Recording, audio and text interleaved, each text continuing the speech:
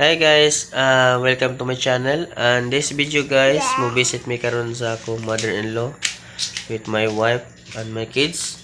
So siguro guys no, mga more than weeks na wala may ka adto. So yeah guys, kung makita niyo sa akong mata guys na pilaw pa kayo, gipugos na gid mig pukaw sa akong asawa guys no kay lagi gimingaw na daw siya sa iyang mama. So tara.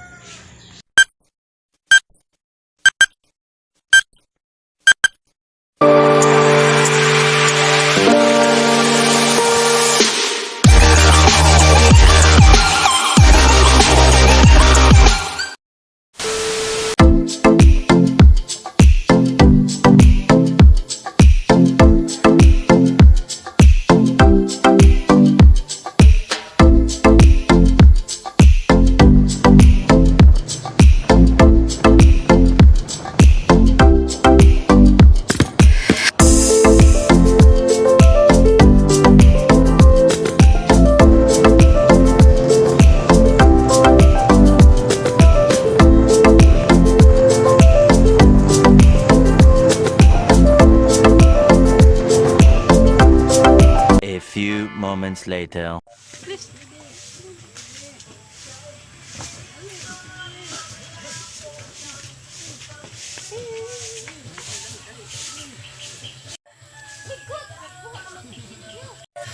So guys, diyan na may karon sa akong mother-in-law.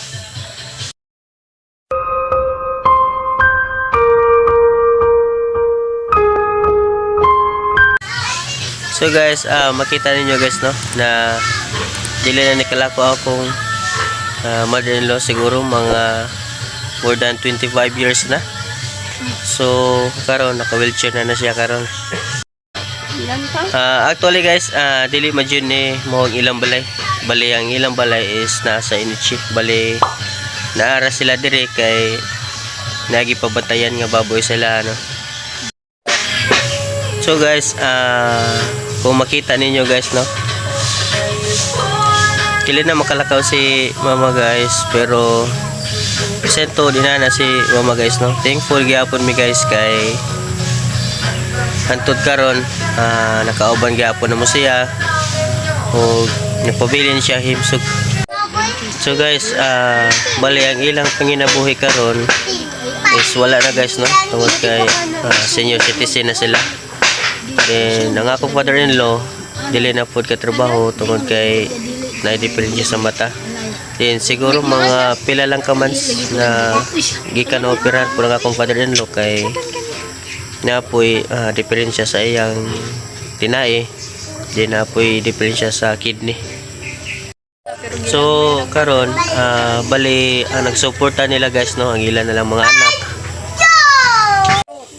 So, yeah guys, ako ipakita, ako ipapokus kid ninyo kung sa sitwasyon sa akong mother-in-law. So, there guys. So, makita ninyo guys no, na dili na kaayo malihok niya yung kamot, pero misa man na guys, kaya gyapon na niya mukaon nga siyara. Then, ang iyang tail, nakakuko na lang siya permente. So guys, ang sakit na ni mama guys no kay arthritis. So mao ni ang rason nga inani na siya karon, dili na siya kalakaw. So kita nyo guys, naka-wheelchair na lang siya. So guys, mao ni si Junjun guys no. Bali mao ning ikatulong anak sa mother-in-law. Then kini siya guys, mo gini siya guys no, ang nisakripisyo sa mother-in-law nga kada adlaw maoy magpakaon, maoy mulungag, maoy magpakaligo, maoy mulaba. So grabe sakripisyo guys no, sa ilang anak na si Junjun o maupod ni ang magtuod no kada adlaw gikan sa balay sa Inichi padong dire sa taas.